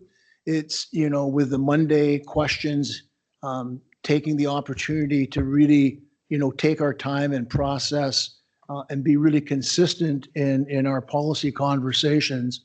I'm convinced that we've got, a really, really good process going. And there's a point at which you all asked me to get more feedback from the team that was developing the equity-driven decision-making process. And that was a really important step that the process allows for. So I appreciate the process. I appreciate your support. And I'm excited to ask for your approval for the proposed revisions to policy 0130 and procedure 0130P as presented tonight. And just as I told you on Monday, and for the record, for the folks listening at home, there are no proposed changes from the last time you saw this in public forum, which was on June the 20th during first reading. So I'll turn it back to you, President Watson. Sure. And I think I'm first on this go around. Yeah. So I'd just like to say, wow, this has been a long journey. Not just the revisions, but from when we first put pen to paper or fingers to keyboard to try to first create the policy that hadn't existed, and all the different groups and people who shared their time with us to try to edit it, try to get things right. And then on this go around, I just want to do a special thank you to the EDDM committee, because it came up for some revisions and there were things that I didn't quite know what to do with language-wise and stuff. And we were able to send it back to them, and then they were willing to work on it some more. So I just want to say thank you for that. And I think that's all I have to say to this. So let me pass it to Director Rogan. Thank you. It's just so beautifully written now. It's a work of art. I really appreciate the process and practice rooted in community engagement and communication. I think that being the anchor is so explicit. It's like a red thread throughout the entire policy and procedure. And I'm really happy that all of the tools are there as exhibits. They're handy, they're easy to find. I think it's super accessible for anybody who's curious about what we're doing about equity in our school district and in our community. So thank you for that. And yeah, I think this is beautifully written. I think we have a strong policy here. I am very excited about incorporating the EDDM process that staff and community members work so hard on developing. And shout out to Shamari Jones and Melanie McGee for leading that work and just being such great mentors to everybody in that group. And yeah, I'm on board with it. I don't have any questions. I would say I'm going to echo Director Watson's comment about long journey to this point. I remember back in Dr. Riley's days of when we were part of the PAC and starting this conversation about how do we support our marginalized students and community, and the evolution of that from that to Dr. Mills and other superintendents in between, and then eventually making it into a policy, which I have to give credit to everyone involved in that process, the board directors and the community alike. And though it wasn't perfect, it was a great launch. And I appreciate our community continuing to engage, whether it's through the equity committee or other ways to continue to egg us on to do better. And I do think this is a nice rendition or revision of the policy. Hopefully it will address and get us a little bit closer to our end goal. And I just want to say thank you for everyone who was part of the process from the beginning to now. And hopefully we could sit on this for a while before we have to edit. But looking forward to its positive impacts. My biggest fear with any of these sorts of policies is that it'll use a whole bunch of fancy acronyms and buzzwords, and that it'll confuse and lose a lot of people. Yep. I think the beauty of this is that we're already starting to use these tools and being able to show our community how this process works, and that really it's just listening to the impacted people and making sure that their voices have a way into the process to influence the outcomes is what this is about. And I appreciate that, and I look forward to getting on with it, to implementing these policies.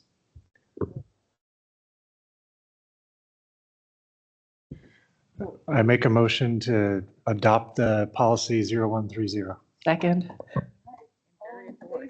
Whoops. All in favor, please say aye. Aye. I'm always forgetting this button. At home, I just leave the microphone on, and hope there's no background noise. All right, let's go on to the President Watson, I apologize for interrupting, but two things. I want to ask you to make sure that you have a motion to approve the procedure. Just about to do Oh, that. good. Like, I'm sorry. my Apologies. My apologies. I didn't want you to forget. The related procedure. No, I wasn't going to forget this time. Thank you. I'm checking things off the list, although that's never a guarantee. But yes, I know there's a related procedure. So now we need to think about that. Let's see. Do we want to say anything about that? Do you want to tell us something about what we changed, or? Again, there were no changes from the last time you saw this. Yeah. Okay, so I led last time. So does Cindy have any comments, or? No, I'm ready to enthusiastically approve it. All right. Make a motion. How about? Oh, okay. I move to approve the revisions to procedure 0130. We're not cutting them off from anything they want to say? Okay, good. Second. All right. Okay. So then let's say, all in favor, please say aye. Aye. Aye. And I don't think anyone's opposed. Okay, that's good. Now, we have regular board meeting and school visit schedules? Yeah, just thank you, before I jump there, just if you please indulge me, I do, with this equity updates, I emphasize the process of EDDM, both in planning and decision-making, and it's a really important point. And to that point, Director Block talked about tools. There are some tools associated with this, so I want folks to look forward to when we get this posted to the website.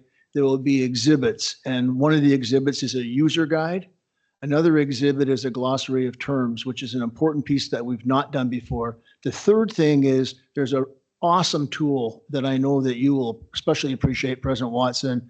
That's a community engagement spectrum, basically, a tool that talks about the various ways and the degrees to which and the depths to which we work with the community depending on topics. So those tools will be posted along with the policy and the procedure as exhibits. So looking forward to that, and thank you for your approval. Much appreciated. We're about to speak out of turn. Could we have a card? Remember we had an EDM card on cardstock? Sure. Or something like that we could stick in our, I don't know, put on a little tiny thing. Okay. We can do that. So now to the board meeting and school visit schedules. Yeah, just a quick update there. Appreciate your feedback. You pointed out a number of meetings that might be problematic with dates. So what's posted tonight, you'll notice that we addressed the Juneteenth issue, that we can't have a meeting on a state holiday. Also, there's an adjustment to the March date because of leadership staff availability. And then there was a third change in November to address the WASDA conference. So there's 3 changes. Just wanted to draw your attention to, just to let you know where we're going from here. At your request, we put holds on your calendar. So you'll see that they're holds. The reason for that is on September 5th, we'll be looking for your formal approval of the annual board calendar, which will include the dates of the board meetings as well as the school visits. And it will also include, after Dr. Aramaki and I have had a conversation, the proposed dates for various reports to be delivered, as well as study sessions. The one missing piece that you can look forward to in your update tomorrow afternoon is, I've described all this, and probably next Friday, we will be surveying you on potential department program reports that we talked about yesterday. Great. And I'd like all that information to put on that governance calendar. Absolutely. Yeah. We're with you. Okay, super. So. Any questions then or comments Approve about them, right? the dates? Oh, okay, let's do comments. Where were we on the? No, I did first last time. Maybe it's Cindy. Schedules, what do you? I did have one question. Yeah, the school visit schedules. I had written down March 11th, telecom school visit, but the calendar invitation said Chinook. So I was just double checking if it's telecom or Maybe that Chinook. changed.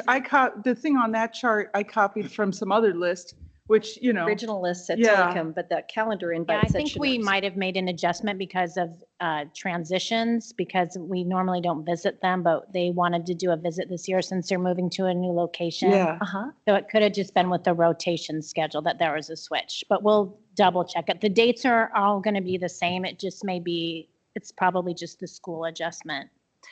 So Okay. the school adjustment for March 11th, it might be telecom and it might be Chinook? Let me double check Okay. it. Let me double check it. It's a long ways away, Monica. Yeah. No problem. Yeah. Thank you. Yeah. That's the only wondering I had. But As long as they're expecting us, Yeah. right? and we all go to the same Right. school. Right. And that was the only question I had, but I love the draft that you shared yesterday. Thank you. Director Webster? Greatly appreciate The only question I had, I filled in my calendar with everything. Thank you, Monica, for sending all those dates. Yeah. And I'm just wondering, did we decide that we were going to switch big picture The date, Yeah, I asked, did we, did, it is? yeah, I captured that. I thought Monica and I discussed it. Clearly, we haven't. So we will rectify that. Director It looks like Block, Woodridge is what was set in the calendar for that date, so I think it did get it switched. did get rectified. Great. There we go. All right. Yeah, we'll look at it one more time, but it looks like we did rectify the big picture issue. Okay, thank you. All right, I'll have to update a lot of things, it seems like. So that governance calendar is not written, isn't perfected yet, right? Okay, Yeah, and the idea would be when we come forward with approval of the annual board calendar, we'll do have that updated at the time, and love that being the publicly facing document that the public can see as well. we also may need to modify that, Yeah, the policy, because it says every time you change it, you have to get it reapproved, which Yeah. for something like that, we'll have to monthly, discuss. yeah, monthly, yeah. I noted, I captured those potential policy revisions. The other thing coming your way soon is an update to the policy schedule. So it will include those ones that you noted yesterday. Thank you. I don't have any questions. I think you've addressed the concerns I brought up. Thanks. And Director Black? Just want to say that we really do want to visit big picture, just that we think it would be more prudent to do that in the 25-26 school year. And I thought it was really great to visit Jingmei after they'd been there for a couple of months. So hopefully we can get that sometime in the mid to late fall of 2025. And in case anybody doesn't realize, we only get to each school once every 3 years. So, okay. Now, we need a motion to approve our dates. Are we clear enough? No, we don't? We do? No, we'll get your formal approval in September in accordance with the policy. We just wanted to make sure that you had every opportunity to Okay. weigh in. Yeah, I guess Yep. we'll feel better approving them when we've seen them. Correct. Yes. We're just going hypothetically. Okay. So what else do we have? Directed discussion. Okay. Where am I on that? I think it's Director Webster. Yeah. Thank you, President Watson. I don't have a whole lot. Jennifer Fisher left, but I just wanted to echo Dr. Armaki and everybody's sentiment. I'm just really grateful for LifeSpring's donation and contribution for our students. It is so critical right now. Food insecurity is constantly growing. The numbers are growing, and it's just so great that we have an organization to partner with that cares so much about our students and our district. So just wanted to throw that in there. Now, I am going to ask for some grace because I was talking with Director Rogan about how to pronounce this, and I may mispronounce it, so please forgive me and someone correct me. But I was invited to the Bellevue Mahid Islam's, this is the name of the building, Center of the East Side, which burned down in my neighborhood back in 2017. So I know I'm mispronouncing the name, so I apologize. They had their grand opening ceremony, and I received the invitation, but not till an hour before the grand opening, and I was nowhere near the destination. So I just wanted to let that community know that I would have come, but I didn't get the invitation till an hour before, and I apologize, and I'm sorry that I missed it because I know some of those community members, and I would have gone in a heartbeat. So I just wanted to shout out to them for their grand opening success. Also, just really wanted to say thank you to all of our families and our community members, and even some of our students who just write to us, right? Who send emails, expressing either their, concerns or gratitude, just engaging with us. I think that it's so important that we hear from our community, and I just encourage people to feel free to write us, individually, collectively. We read all of the emails, even though we may not respond to all of them. We read everything, and we really, really want to hear from you. So just wanted to thank you for taking time to write to us. We know you have a lot to do, and you don't have to, so we just appreciate you engaging with us. I also wanted to take a moment to shout out all of our district leaders, our admin staff, our cabinet members, our general counsel for all the work that you do day in and day out to support our students and our community. We could not do this without you. And I know that, you all are, you get accolades and things, but I want to make sure that I say thank you. And that's all that I've got. Okay, well, I'll continue on the thank you. I too received, I think maybe all of us received the invitation for the Muslim Community Center, and unfortunately, schedule did not allow me to attend that either. It would have been lovely to be part of that.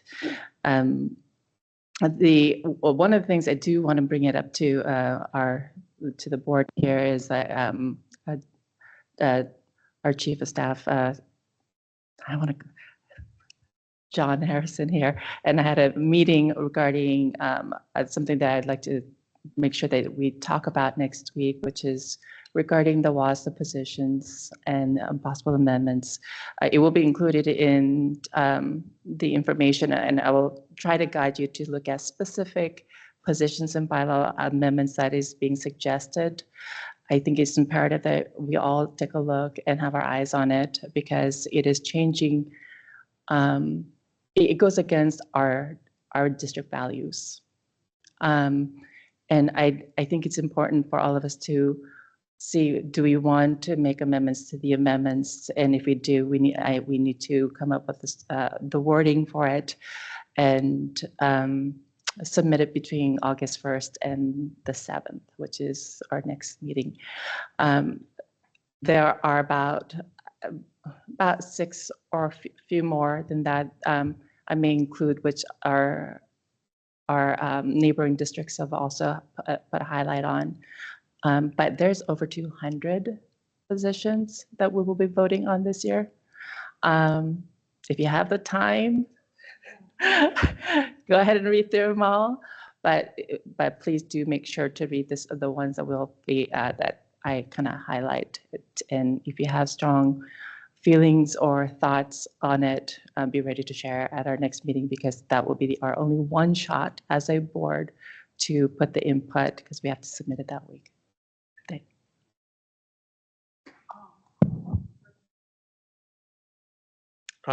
Yeah, I just have a few notes here. So first of all, I want to voice a word of appreciation for Dr. Aramaki's efforts. Being the spearhead for the district and the community, that's how gifts like what we heard at the beginning of this meeting happen. And without him going out there and actively engaging with them and letting them know about those needs, we wouldn't have had that.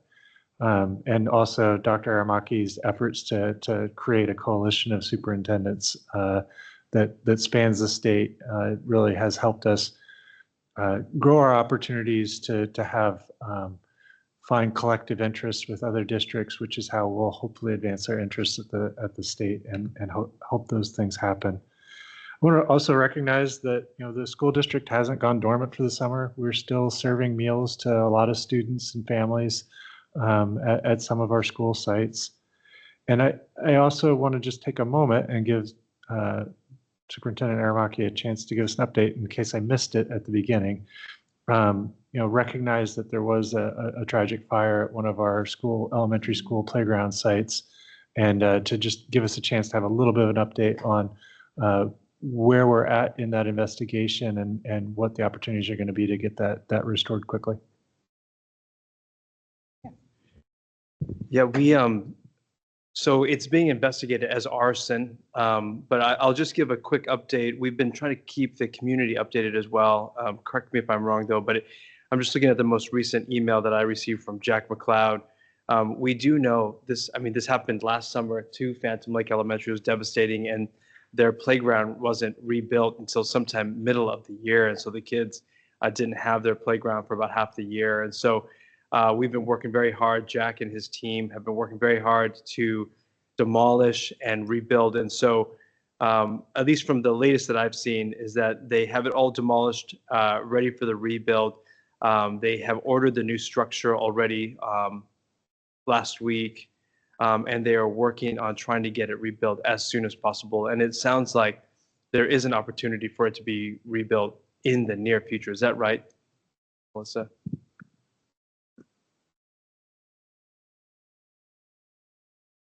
Yes, they're trying to fast track it as quickly as they can. Part of the issue is permitting and all those things that you have to do when you are building a play structure. But they are trying to fast track it and work with the city to do that. So I should be able to get estimates. Once we get an estimated delivery date from the supplier, then I can give you a better estimate as to when we anticipate it being complete. Well, definitely let us know if there's anything we can do to help fast track it with the city. I'm sure the Bellevue City Council would also be supportive of that. Yeah, I hope there'd be empathy for the kids. Okay, I guess are you done? Or do you have more to say? Yeah. No, I am. I think I am done now. Okay. Thanks. I don't have too much to say, but I did want to say I had a great time at the retreat, and I recognize that it's not required that a board member have a good time at a board meeting. So I am appreciative of that, and that these things have become kind of fun. And I did want to talk, I was going to talk a little more about the governance calendar, but then we kind of jumped over that and we already talked about it a little bit. I want to work through some of those really simple things, like I mentioned the telegram, like if you can't make it to the special meeting, please send a telegram. So I think we should fix up little things. Maybe it wouldn't have to disrupt us too much. But the other thing was, I'd like to get a sense of the cadence of the legislative work and get that on the governance. Like everything, I would like everything to eventually somehow be, it may only be in 8 points type, but I want it all like on one page so we can see, so we don't get surprised by, things that we just haven't known when they happen. Like, when is the Legislative Assembly? When do we have to know what our priorities are and make sure we have everything scheduled so that goes smoothly. So that's all. That's what I'm thinking about right now. Okay. Is that everybody? That's everybody? No? I'll jump in real quick. Okay. While we're on the gratitude train, I'm going to start with what I was going to end with. It just feels like it's going to flow so well.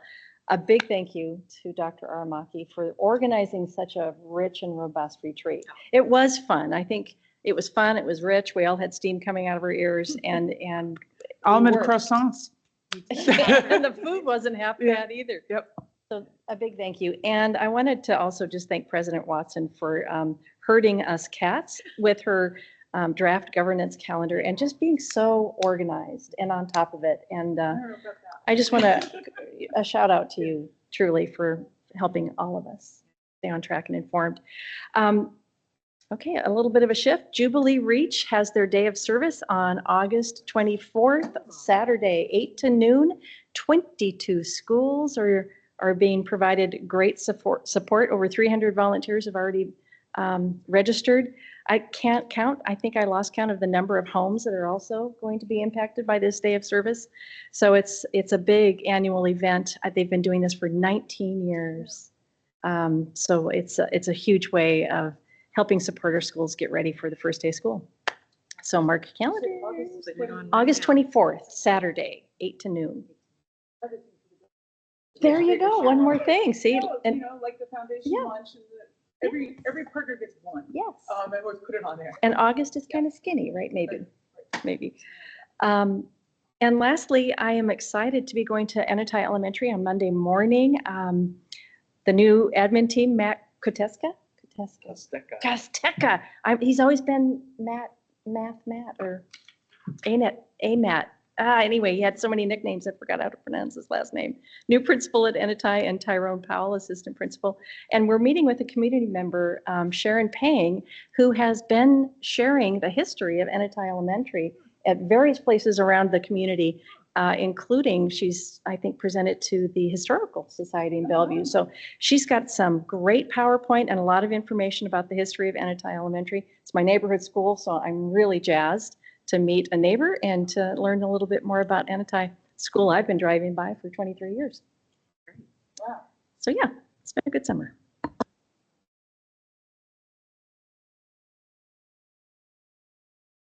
if there's not anything else, is there something else?